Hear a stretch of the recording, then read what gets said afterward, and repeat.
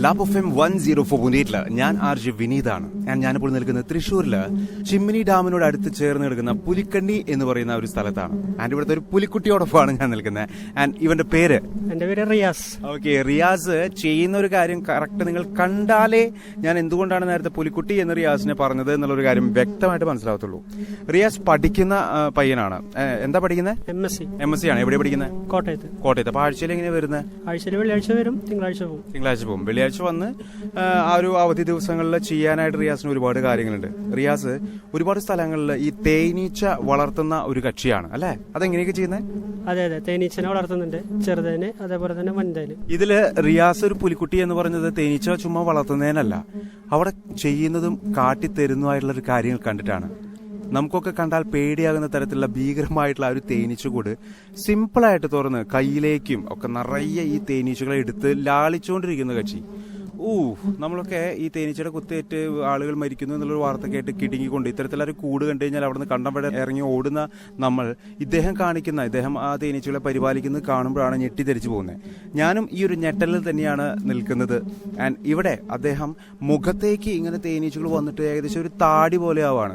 അതും ഒരു 5-8 മാസം നമ്മൾ ഒരുമിച്ച് ഇരുന്ന് നീട്ടി വളർത്തി കഴിഞ്ഞാൽ താടി വരെത്തും. അതേ രീതിയിൽ തേനീച്ചകൾ ഇങ്ങനെ പറ്റപ്പറ്റായിട്ട് ഇങ്ങനെ ഇരിക്കുകയാണ്. ഇതിന് പേടിയൊന്നുമില്ലേ? തേനീച്ച എന്ന് പറയുന്നത് ഒരു ഭീകരജീവിയല്ല. നമ്മൾ അവരെ അറ്റാക്ക് ചെയ്യുമ്പോഴാണ് അവർ തിരിച്ച് നമ്മൾ അറ്റാക്ക് ചെയ്യുന്നത്. അപ്പോൾ നമ്മൾ തന്നെ അവരെ അറ്റാക്ക് ചെയ്യണമെന്നില്ല. അത് മൃഗങ്ങളാവാം, മനുഷ്യരാവാം, മറ്റുള്ള ജീവികളാവാം. അപ്പോൾ പെരുന്തേനായാലും നമ്മൾ ഞൊടിയനായാലും ഏത് തരം തേനീച്ച ആയാലും നമ്മൾ അവരെ അറ്റാക്ക് ചെയ്തത് കൊണ്ടാണ് അവർ തിരിച്ച് നമ്മൾ അറ്റാക്ക് ചെയ്യുന്നത്. അപ്പോൾ മൃഗങ്ങൾ അറ്റാക്ക് ചെയ്താലും വഴിയിൽ പോകുന്ന ആളുകളെ മൊത്തം കുത്തുന്നതാണ്. അപ്പോൾ തേനീച്ച എന്ന് പറയുന്ന ഒരു സൈലന്റ് ജീവി തന്നെയാണ്. തേനീച്ച ഇല്ലെങ്കിൽ ഈ ഭൂലോകത്ത് ഐൻസ്റ്റീൻ പറഞ്ഞ പോലെ, ഐൻസ്റ്റീൻ പറഞ്ഞോ ഇല്ല എന്നുള്ളതല്ല, ആ ഒരു ഡെഫിനിഷൻ, ആ ഒരു വാക്ക് വളരെ വലുതാണ്. മനുഷ്യന് 4 വർഷത്തിന്റെ അപ്പുറം ആയുസില്ല എന്നാണ് പറയുന്നത്. ഈ ഒരു തേനീച്ച വളർത്തൽ നടത്തുന്ന റിയാസിനോടൊപ്പം ഞാൻ ആർ.ജെ. വിനീതാണ്. ഇനി നമുക്ക് ഒത്തിരി കൗതുകകരമായിട്ടുള്ള കാര്യങ്ങൾ കേൾക്കാണ്ടിട്ട് കേട്ടോ. So don't miss it. കേട്ടുകൊണ്ടിരിക്കൂ ക്ലബ് എഫ് എം 104.8. ടൺ കണക്കിനു ഫൺ.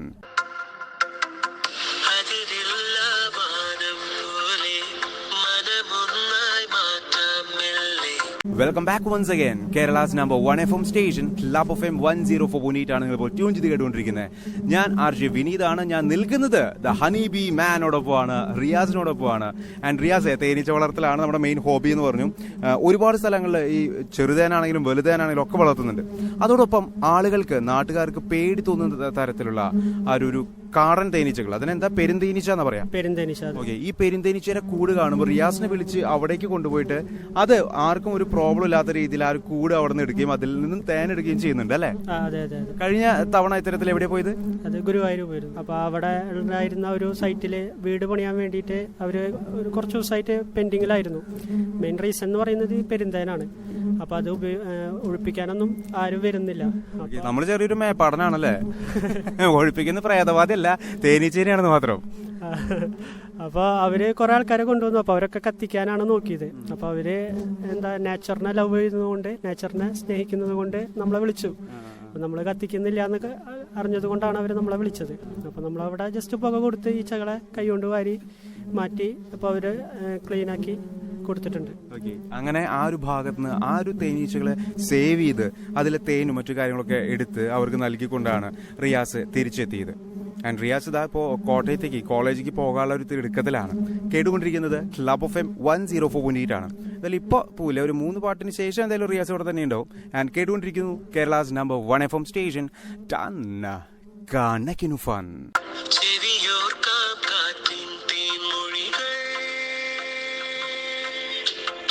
ക്ലബ് എഫ് എം 104.8 ഞാൻ ആർ.ജെ. വിനീതാണ്. കറക്റ്റ് പക്ക നല്ല ശുദ്ധമായിട്ടുള്ള തേൻ നമുക്ക് എപ്പോഴും കിട്ടണമെന്നില്ല.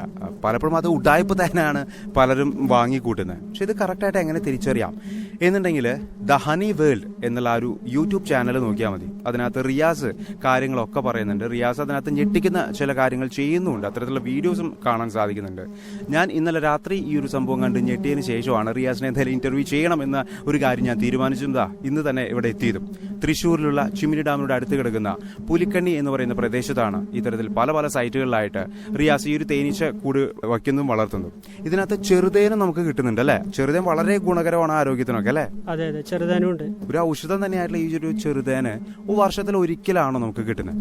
അതെ, വർഷത്തിൽ ഒരിക്കൽ മാത്രമേ നമ്മൾ ചെറുതേന്റെ കൂട് തുറക്കുള്ളൂ. നമ്മൾ തേനെടുക്കാൻ ഇപ്പൊ സ്പ്ലിറ്റ് ചെയ്യുന്ന സമയമാണെങ്കിൽ ആ സമയത്ത് സ്പ്ലിറ്റ് ചെയ്യുകയും ചെയ്യും. ഏകദേശം ഒരു കൂട്ടുന്ന ഒരു 150 ml അല്ലെങ്കിൽ 200 ml അത്രേ കിട്ടുള്ളൂ ചെറുത്.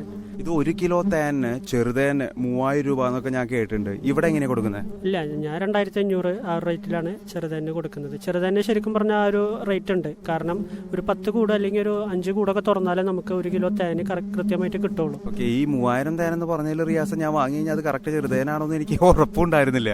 ഇല്ല, ചെറുതേന് വിശ്വസിക്കാൻ പറ്റുന്ന കർഷകരെ കയ്യിൽ നിന്ന് നേരിട്ട് മേടിക്കുക. ചെറുത് എന്ത് തേനാണെങ്കിലും കർഷകരെ കയ്യിൽ നിന്ന് നേരിട്ട് മേടിക്കുക. യഥാർത്ഥ തേന് കർഷകരുടെ കയ്യിലുണ്ടാവും. അങ്ങനെ നമുക്ക് സമീപിക്കാവുന്ന ഈ ഒരു കുട്ടി കർഷകനാണ് റിയാസ്. റിയാസ് PGക്ക് പഠിക്കുവാണ്, കോട്ടയത്താണ്. അതിനൊപ്പം ശനി ഞായർ ദിവസങ്ങളിൽ നാട്ടിലുണ്ടായിരിക്കും. ഈ ഒരു തേനീച്ചകളുടെ പുറകെ തേനീച്ചകളോടൊപ്പം തന്നെ സ്വകാര്യമൊക്കെ പറഞ്ഞ് വിശേഷമൊക്കെ പറഞ്ഞുകൊണ്ട് പുള്ളിക്കാരൻ നടക്കുന്നുണ്ടായിരിക്കും. ഞാൻ RJ വിനീതാണ് റിയാസിനോടൊപ്പം. അപ്പോൾ താങ്ക് യു റിയാസ്, ഇത്തരത്തിലൊരു വലിയൊരു നിർദ്ദേശങ്ങളും കാര്യങ്ങളും അല്ല എനിക്ക് അറിയാത്ത ഒരുപാട് കാര്യങ്ങളൊക്കെ പറഞ്ഞു തന്നെ കേട്ടോ.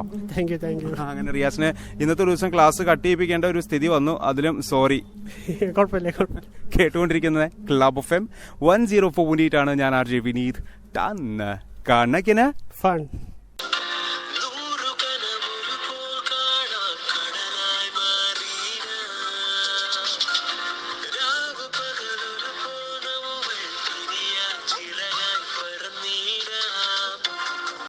ക്ലബ് FM 104.8 കട്ടയ്ക്ക് ഹെവി ആയിട്ട് നിൽക്കുന്ന റിയാസിനോടൊപ്പം ഞാൻ RJ വിനീതാണ്. റിയാസിന്റെ തൊട്ട് അരികോശത്തായിട്ട് തേനീച്ചകൾ ഒരുപാട് പറക്കുന്നുണ്ട് കേട്ടോ.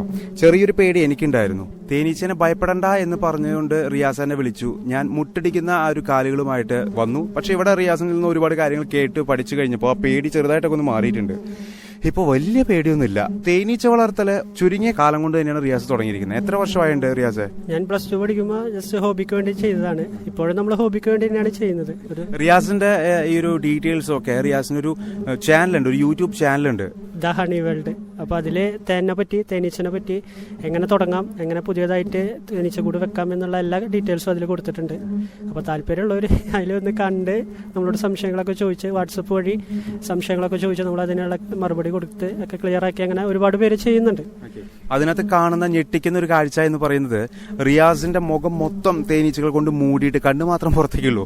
താടിയൊക്കെ നീട്ടി വളർത്തിയിട്ടുള്ള രീതിയിലാണ് തേനീച്ചകൾ വന്ന് കൂടുകൂട്ടിയിരിക്കുന്നത്. അതിനൊന്നും ഒരു പേടി ഉണ്ടായിരുന്നില്ല. ഇല്ലല്ലേ, ഞാൻ പറഞ്ഞല്ലോ, തേനീച്ച ഒരു ഭീകരജീവിയല്ല. അത് നമ്മൾ മറ്റുള്ളവർക്ക് അറിയിക്കാൻ വേണ്ടിയിട്ടാണ് നമ്മൾ അങ്ങനെ ചെയ്തത്. കേട്ടുകൊണ്ടിരിക്കുന്നത് ക്ലബ് FM 104.8 ആണ്. ഞാൻ RJ വിനീത്. കണക്കിന് ഫൺ.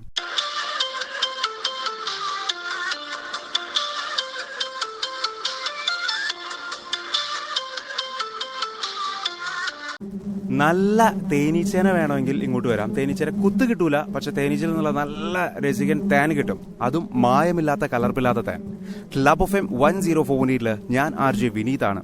ഇപ്പോൾ നിൽക്കുന്നത് തൃശ്ശൂരിൽ നമ്മുടെ ചിമ്മിനി ഡാമിനോട് അടുത്ത് കിടക്കുന്ന പുലിക്കണ്ണി എന്ന് പറയുന്ന ഒരു പ്രദേശത്തെ തേനീച്ച വളർത്തൽ ഒരു ഭയങ്കര ഒരു ഇഷ്ടത്തോടു കൂടി തന്നെ അത് നോക്കിക്കൊണ്ടിരിക്കുന്നത് ഹണി ബി മാനോടൊപ്പമാണ്, റിയാസിനോടൊപ്പമാണ്. റിയാസെ, നല്ല തേൻ വേണമെങ്കിൽ ഇവിടെ ഞാനിപ്പോൾ കണ്ടു, തേൻ എടുക്കുന്നതൊക്കെ കണ്ടു. നേരെ കൂട്ടിൽ നിന്നും ആ ഒരു അട എടുത്തുകൊണ്ട് അതിൽ ചെറുതായിട്ടൊന്ന് സ്ലൈസ് ചെയ്തിട്ട് അത് ഈ ഒരു ചക്കിൽ വെച്ച് ഇങ്ങനെ ആട്ടി ആ ഒരു തേൻ എടുത്ത് പക്ക ഒരു കുപ്പിയിലായിട്ടാണ് എനിക്ക് തന്നിരിക്കുന്നത്. ഞാൻ എന്തായാലും ഇവിടെ നിന്ന് മേടിച്ചിരിക്കുകയാണ്. ഇതിന്റെ വിലയും വളരെ കുറവാണ്. 370 രൂപയേ ഉള്ളൂ. നമ്മൾ പുറമേയൊക്കെ ഞാൻ ഒരു സ്ഥലത്ത് നിന്നൊക്കെ ചോദിച്ചപ്പോൾ അതിന് 600 രൂപ എന്നൊക്കെയാണ് പറഞ്ഞത്. വില കുറവ് ഇതെങ്ങനെ ഒരു അഡ്ജസ്റ്റ് ചെയ്യാനായിട്ട് എങ്ങനെ പറ്റുന്നു റിയാസെ? ഇല്ല, അത് വില കുറവല്ല. നമ്മൾ സാധാരണ നോർമൽ റേറ്റ് തന്നെയാണ്. റീറ്റെയിൽ ആയിട്ട് നമ്മൾ കൊടുക്കുന്നത് 370-നാണ് റോ ഹണി കൊടുക്കുന്നത്. അതിന് പ്രോസസ്സ് ചെയ്ത് കഴിയുമ്പോൾ ഒരു 400 രൂപ ആ റേറ്റിലാണ് കൊടുക്കുന്നത്.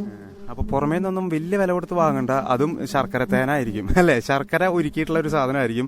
നല്ല തേനും ഇത്തരത്തിലെ ഉഡായ്പ തേനും എങ്ങനെയാണ് തിരിച്ചറിയുന്നത്?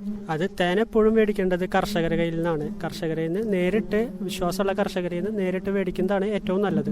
കാരണം അവർക്ക് ഈ ഫീൽഡിൽ ഇനിയും നിൽക്കാനുള്ളതാണ്. അതുകൊണ്ട് അവർ നല്ലതേ തരും. അതെ. എന്തെങ്കിലും ഒരു നെഗറ്റീവ് ഇമ്പാക്ട്, നെഗറ്റീവ് ഫീഡ്ബാക്ക് വന്നാൽ അവരത് കൃഷിയെ മൊത്തം ബാധിക്കും. അപ്പോൾ ഒരു കാരണവശാലും കർഷകർ തന്നെ ചെയ്യില്ല എന്നാണ് എന്റെ വിശ്വാസം. ഈ ഒരു തേനകത്ത് ക്രിസ്റ്റൽ രീതിയിൽ ഇങ്ങനെ എടുക്കുന്നത് കണ്ടു കഴിഞ്ഞാൽ അത് പൊട്ട തേനാണ് എന്നാണ് പലരുടെയും വിചാരം.